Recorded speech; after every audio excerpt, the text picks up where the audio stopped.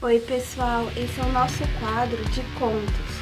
Toda sexta-feira iremos lançar no canal um conto diferente. Se vocês tiverem contos que vocês mesmos escreveram ou alguém contou, mande pra gente. Vamos deixar o e-mail na descrição. E o nosso primeiro conto de hoje é Lábios Letais. E agora vamos começar o nosso primeiro conto, Lábios Letais. Em uma noite fria e chuvosa em Campo Grande, Mato Grosso do Sul, quando Clara, uma menina apenas de 5 anos, decidiu que não podia mais viver naquele orfanato e teve uma ideia de fugir. Os gritos das crianças mais velhas ecoavam pelos corredores, misturando-se com os gemidos de dor de outras que eram punidas por desobediência. Clara sabia que precisava fugir. Com seu cabelo dourado e olhos azuis, ela era uma beleza rara, mas a tristeza que a envolvia era palpável. Ela esperou até que todos estivessem dormindo. Vestiu seu vestido branco. Olha, gente, o famoso vestido branco. Surrado, e com o último olhar para a cama de solteiro, onde havia passado tantas noites, abriu a porta com calma. Com passos silenciosos, ela escapou para a escuridão solitária da noite, sem olhar para trás.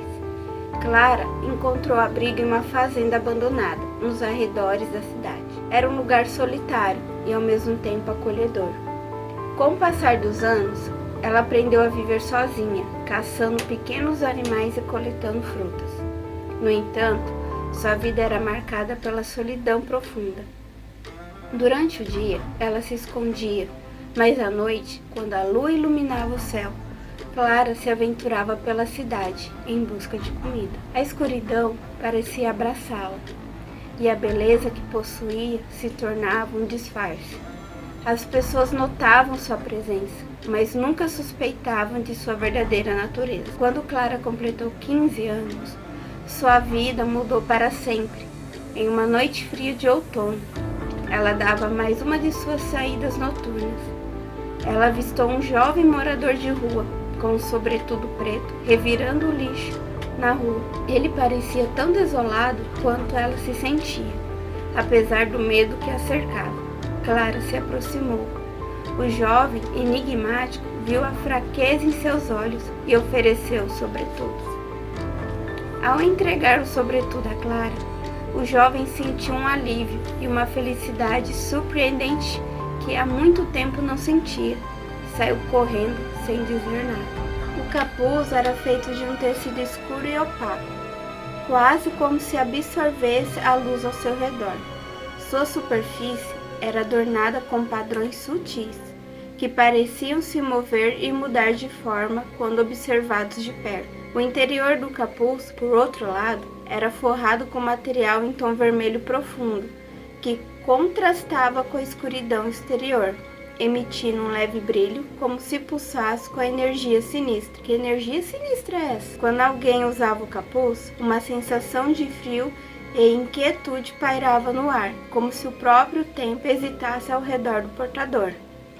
Os feitiços emanavam do capuz eram antigos e malignos, capazes de invocar criaturas das trevas e manipular a vontade dos mais frágeis. Era um artefato de sedução, prometendo grandeza e poder, mas à custa da própria alma. Aqueles que uma vez vestiram o capuz frequentemente se perdiam em sua própria ambição, tornando-se meras sombras do que eram antes, eternamente presos à influência da magia que ele continha. Clara, sem saber o que escondia aquele sobretudo, até eu queria saber o que esconde esse sobretudo, o vestiu para diminuir o frio. Naquela mesma noite, Clara continuou caminhando sozinha pela cidade. Porém, sentiu uma fome insaciável, mas não era como antes. Será que era o sobretudo fazendo isso com ela? Vamos ver, né? A fome não era apenas física, era uma sede por algo que ela não conseguia identificar.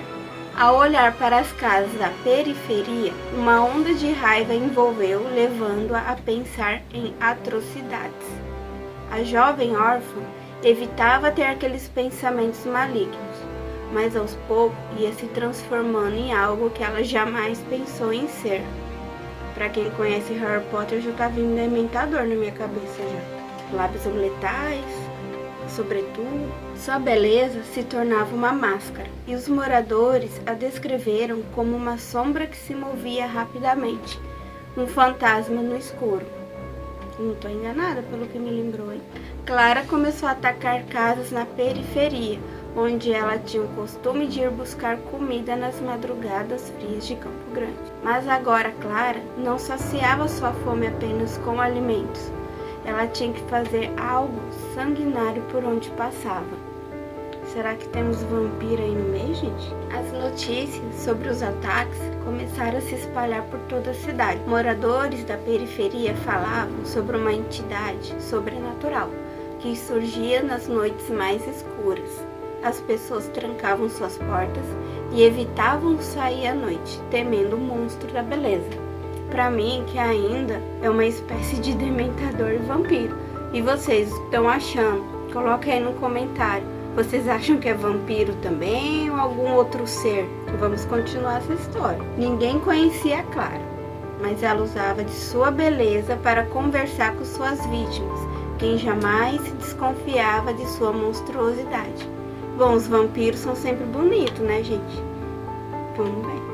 As pessoas andavam assustadas e evitavam passar tempo fora de casa, com olhares desconfiados e expressões de preocupação. As notícias que se espalhavam pela cidade eram perturbadoras, que faziam o coração acelerar e a mente divagar em cenários horrendos. Nos mercados, grupos de pessoas sussurravam entre si, trocando informação sobre os últimos acontecimentos. Uma mulher, com os olhos arregalados e a voz trêmula, contava histórias de corpos encontrados nas redondezas, todos nus, com dedos e orelhas decepados, e uma queimadura peculiar em formato de beijo no pescoço. Bom, agora misturou acho que chupacabra com vampiro, né? A imagem era aterrorizante. A cada palavra parecia ecoar no ar, como fantasmas pela cidade, intensificando o pavor que já se instalava nas mentes dos moradores locais. Bom, na minha mente está um dementador, que é vampiro, que dá um beijo letal e ainda chupa cabra. Os homens, geralmente mais confiantes, agora caminhavam com os ombros encurvados, como se tentassem se proteger de algo invisível.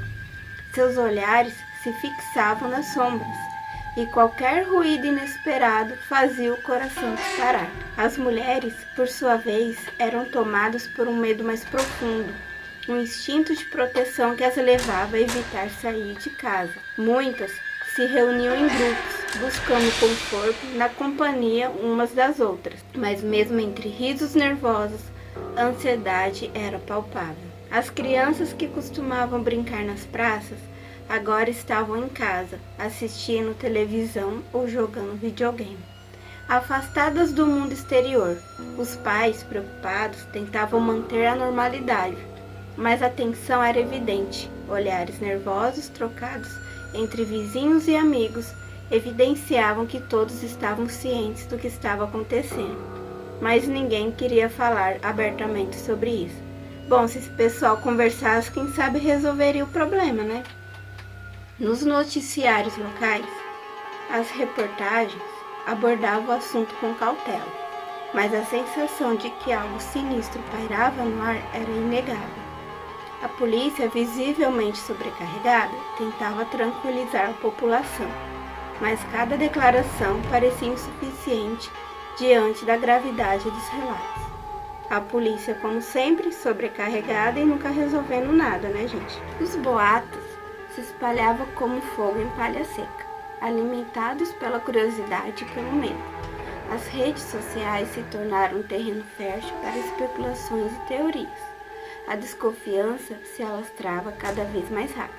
Se lá atrás essas pessoas tivessem sentado, conversado, já teria resolvido, não teria desconfiança e nem teorias, né?